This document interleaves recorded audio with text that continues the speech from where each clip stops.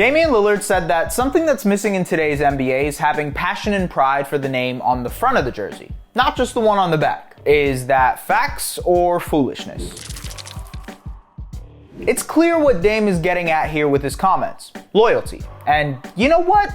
He's not wrong there. In the end, the NBA is a league fueled by player mobility. In the era of player empowerment, sparked by LeBron James' decision to leave the Cavaliers in 2010 and join the Miami Heat, players, especially superstars, have a lot of say in where they would like to play, either via free agency or a trade. Just look at the Ben Simmons situation last season with the Sixers as a prime example of a guy who had 4 years left on his contract, holding out for an entire season in hopes of being traded. There are countless examples of similar situations of guys asking out. Anthony Davis, Paul George, and an example that's happening right now is Kevin Durant's trade request out of Brooklyn. It has become commonplace for a star to ask out when an organization fails to meet their expectations, or when they just don't feel like playing there anymore. So Lillard is 100% absolutely right. Loyalty is uncommon in today's NBA. After all, Lillard is one of the league's most loyal stars, having stayed with the Portland Trail Blazers for over a decade. In that time, the Blazers have been a perennial playoff team,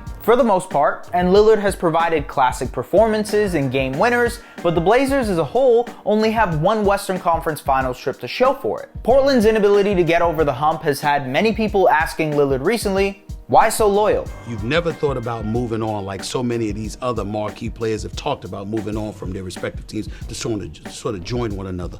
Why haven't you ever done that? Dame, you've been one of the guys, one of the few guys that's a superstar that says, no, you did it, you're staying, you want to stay, you want to build.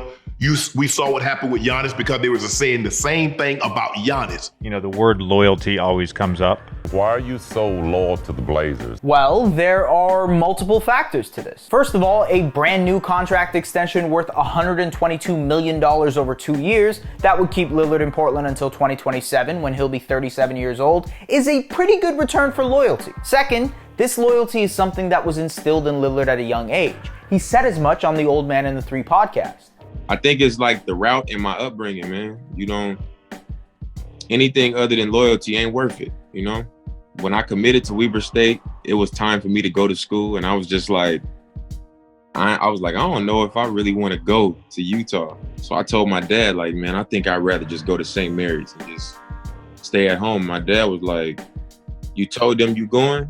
You going. And finally, what does a championship somewhere else do for Lillard's legacy, really? He's already a surefire first ballot Hall of Famer. He was named onto the NBA's 75th anniversary list, unofficially becoming one of the 75 greatest players of all time, and is the greatest player in Blazers franchise history. We can argue about Clyde Drexler versus him, but it's Lillard, especially when you consider the loyalty that we're talking about here. What difference does it make if Lillard wins a ring with the Lakers, or any other team? Does it catapult him from the 75th best player of all time to 67th? Does that matter more than loyalty does? It doesn't, really. And sometimes that chase for an elusive NBA title can backfire on a star. Just ask Durant, who joined the Warriors in 2017, hoping the titles would legitimize his status, only to realize that they would only add more questions to his unquestionable legacy. And if you want to bring up the topic of being ringless, does that change Charles Barkley's status amongst legends? Steve Nash? John Stockton? In the end, this rings culture is mostly for fans to try and distinguish who is better all time, and even then the argument still falls short. Because no one in their right mind would argue that Robert Horry is better than Michael Jordan because he has more championships. And maybe even more comparable, no one would argue that Bill Russell should be the GOAT over Jordan because of his 11 NBA titles. Look, there's no question that rings still matter to players. In the end, the game is about winning. But at what point in a star's career does it just become secondary? Russell Westbrook has echoed that sentiment. Carmelo Anthony has as well. And look, maybe you can argue that those are two players who are just coping with the fact that they will most likely end up ringless in their careers. But for Dame, Westbrook, Melo, whoever, when your legacy in the NBA is 95% written, what does one championship really change? Did Dwight Howard's legacy change much when he finally won a championship in 2020 with the Lakers? Not really. But the thing about loyalty is that it has to be a two-way street. We've seen countless times where a player's loyalty isn't reciprocated by the organization. Take Isaiah Thomas, for example, who played for the Boston Celtics in the 2017 playoffs despite an injury and the death of his sister, and was traded in the subsequent offseason for Kyrie Irving.